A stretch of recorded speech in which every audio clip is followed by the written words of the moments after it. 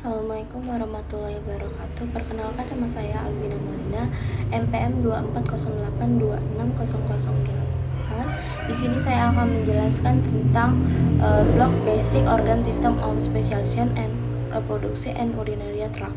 Nah, di sini yang saya bahas adalah fisiologi penglihatan. Yang pertama adalah struktur pelengkap mata. Nah, sebelum kita membahas cara mata melihat, kita perlu tahu bahwa di sekitar bola mata ada struktur pelengkap yang mempunyai fungsi penting untuk melindungi dan kenyamanan mata. Yang pertama yaitu ada alis mata. Nah, alis mata ini berfungsi untuk mencegah keringat atau cahaya masuk ke dalam mata. Nah, kedua yaitu di bola mata.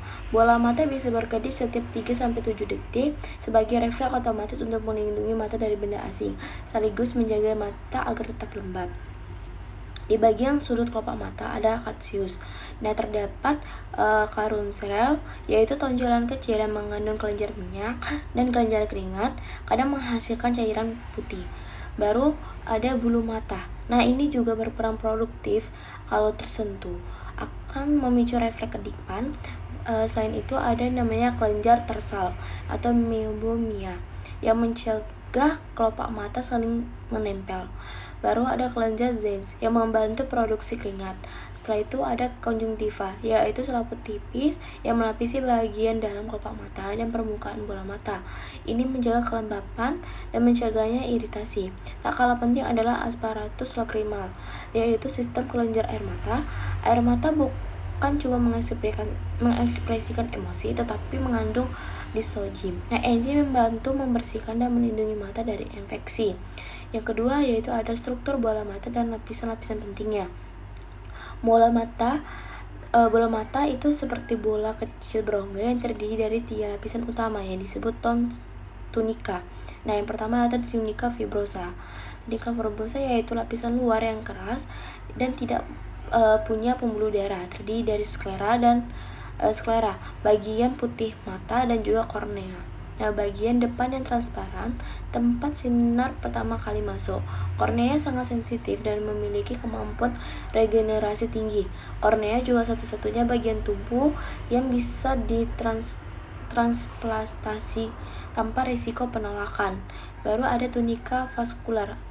Nah, ini lapisan tengah terdiri dari koroid.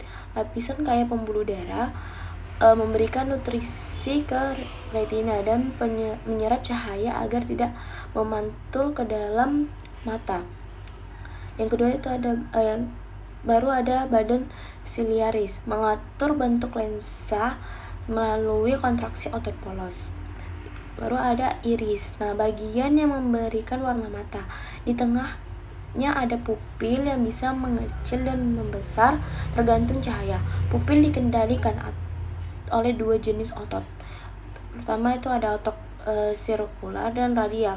Nah, otot sirkular yaitu untuk penglihatan dekat dengan cahaya terang. Baru otot radial untuk cahaya redup atau penglihatan jauh. Baru yang ketiga itu ada tunika sensorik retina. Nah, lapisan terdalam tempat terjadi persepsi penglihatan. Retina punya 2 bagian lapisan pigmen, penyerapan cahaya dan penyimpanan vitamin A. Baru lapisan saraf mengandung fotoreseptor, yaitu sel batang dan sel kucut. Nah, sel batang menangkap cahaya redup atau penglihatan malam, sedangkan sel kucut menangkap cahaya terang, warna atau penglihatan siang. Baru yang ketiga itu ada cairan dan lensa mata. Nah, dalam bola mata terdapat 2 cairan utama. Pertama yaitu vitreous hormone.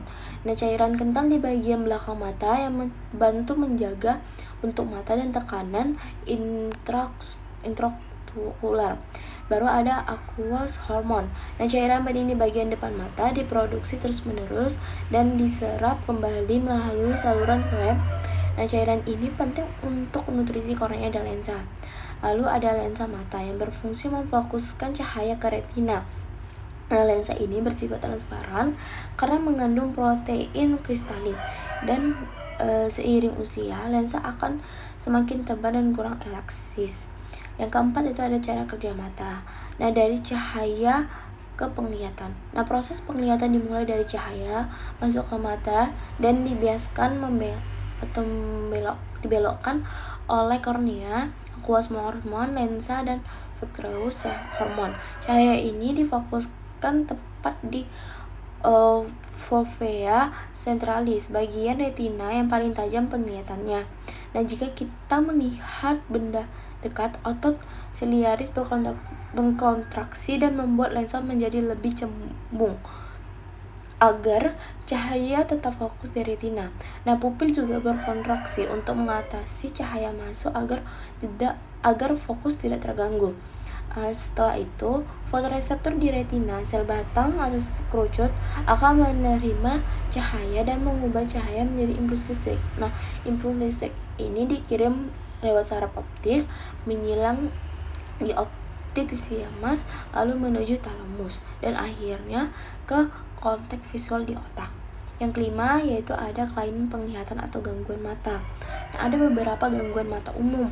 Pertama yaitu miopi atau rabun jauh. Bayangan jatuh di depan retina diatasi dengan lensa cekung. Baru ada hipermetropi rabun dekat. Bayangan jatuh di belakang retina dapat diatasi dengan lensa cembung. Baru ada presbiopia atau mata tua, akomodasi lensa menurun seiring usia.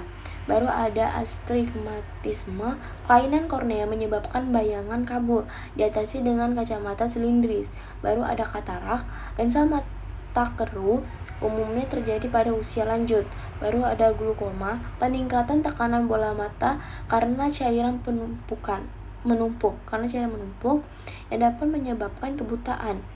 Baru ada juling, atau strabismus, otot mata tidak sinkron. Baru ada rabun senja dan keratomalacia akibat kekurangan vitamin A. Baru ada diploma penglihatan ganda karena gangguan titik identik pada retina. Baru yang keenam ada buta warna dan teori warna. Nah, buta warna adalah ketidakmampuan membedakan warna tertentu, biasanya karena faktor keturunan.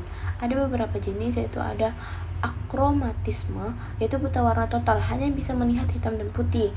Sedangkan ada lagi diakromatisme, itu terbagi lagi, yaitu ada protanopia, tidak bisa melihat warna merah. Baru ada deuteranopia, tidak bisa melihat warna hijau, dan juga tritanopia, yaitu tidak bisa melihat warna biru atau kuning. Nah, uji buta warna dilakukan dengan tes Holmgren, yaitu mencocokkan benang warna. Baru ada tes Ishihara, yaitu melihat angka dalam kumpulan titik-titik warna.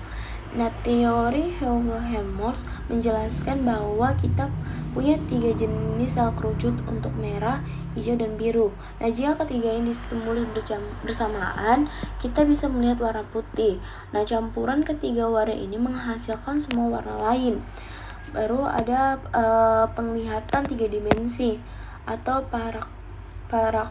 paralaksis binokular. Nah, terjadi ketika kedua mata terlihat satu benda dari sudut berbeda, lalu otak menyatukan kedua gambar menjadi satu persatu ke dalam. Ini hanya bisa terjadi jika fokus jauh di fovea centralis kedua mata secara bersamaan. Jadi, kesimpulannya adalah mata adalah organ yang sangat kompleks dan luar biasa, dari struktur pelindung seperti alis hingga sel mikroskopis dari retina. Dan semua bekerja sangat teratur agar kita bisa melihat dunia dengan jelas. Nah, gangguan kecil saja bisa berdampak besar pada penglihatan. Karena itu, menjaga kesehatan mata adalah bagian penting dari menjaga kualitas hidup kita secara keseluruhan. Assalamualaikum warahmatullahi wabarakatuh. Referensi saya letakkan di samping. Terima kasih.